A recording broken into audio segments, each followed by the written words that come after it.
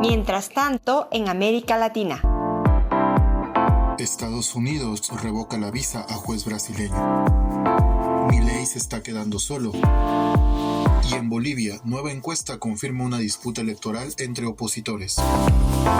Este es el boletín semanal de Caminar Preguntando. Y mientras tanto en América Latina, estas son las noticias más destacadas. Del 13 al 19 de julio. Empezamos.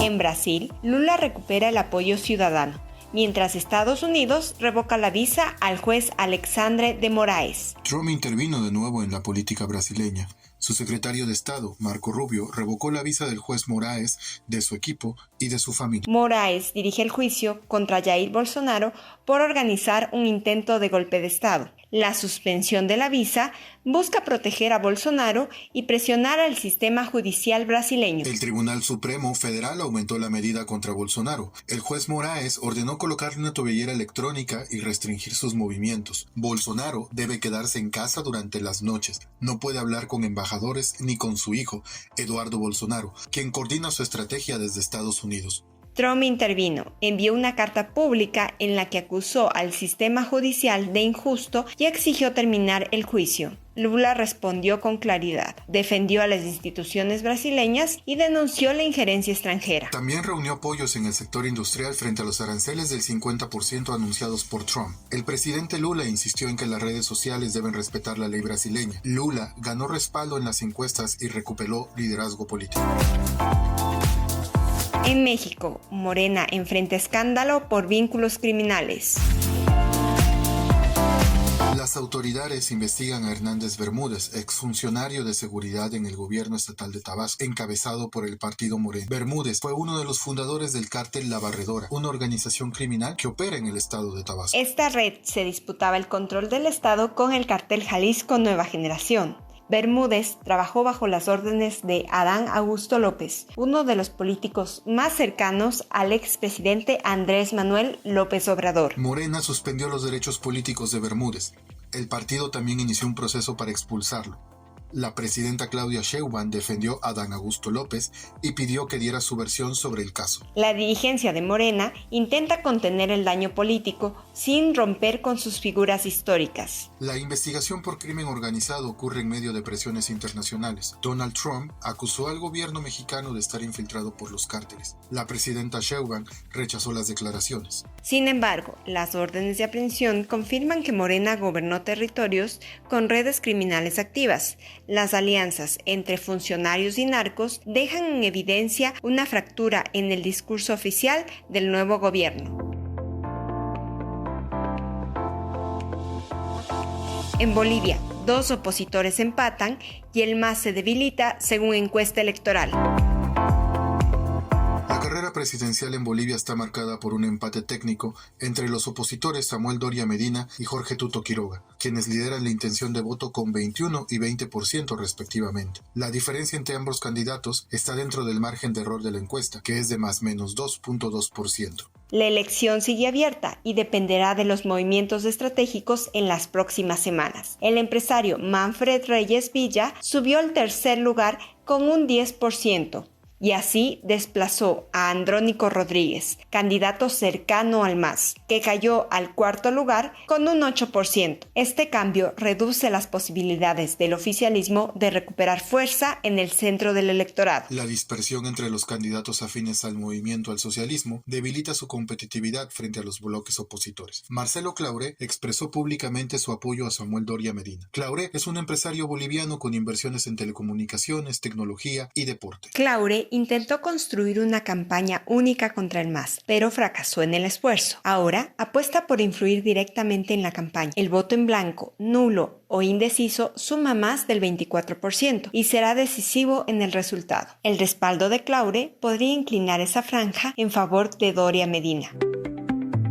Mientras tanto, en las dictaduras. En Cuba, destituyen a la ministra tras negar la pobreza. El Parlamento cubano destituyó a la ministra de Trabajo, Marta Elena Feitó Cabrera.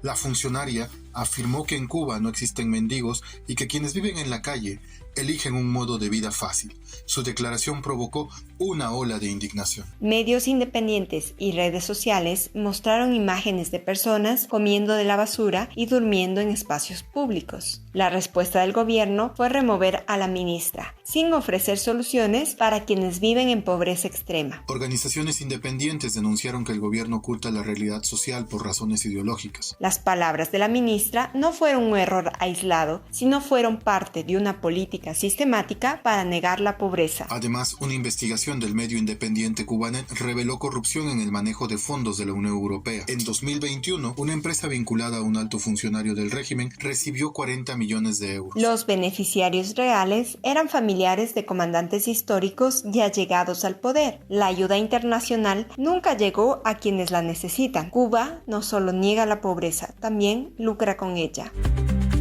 En El Salvador, Cristosal se exilia por persecución del régimen.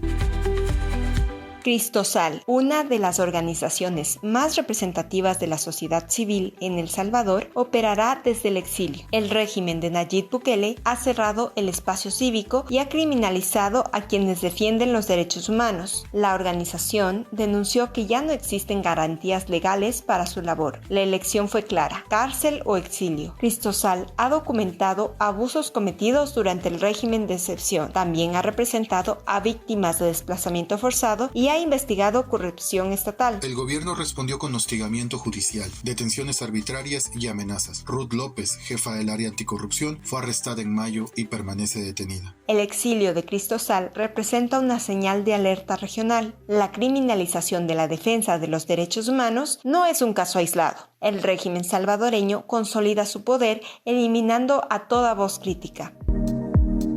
Y mientras tanto, en el resto de la región, en Perú, el alcalde de Lima está vinculado a un escándalo de corrupción por aceptar como donación trenes considerados chatarra en Estados Unidos. Los vagones sin mantenimiento durante 20 años iban a ser destruidos en California, pero fueron enviados a Lima como parte del proyecto de movilidad Lima-Chosica. En Paraguay, 3 empresas controlan la venta interna de armas. Una de ellas, la firma global Hawk Defense, fue señalada por autoridades de Estados Unidos por vínculos con el tráfico ilegal. Las armas importadas por esta empresa fueron incautadas en operativos contra bandas criminales paraguayas, incluso vinculadas con el asesinato del periodista Leo Veras.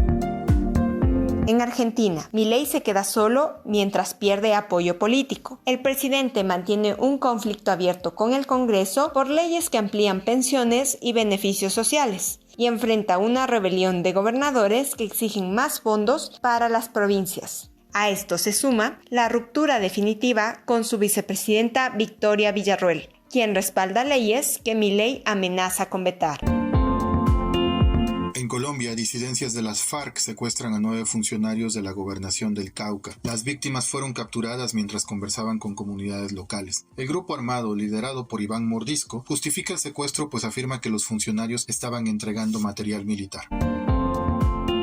En Estados Unidos reviven la ley Dignidad para regularizar a migrantes latinos. El proyecto bipartidista ofrece una vía legal para quienes llevan más de 5 años en el país y no tienen antecedentes. La propuesta exige pagos anuales, no otorga ciudadanía ni beneficios federales, pero busca dar estabilidad a miles de personas.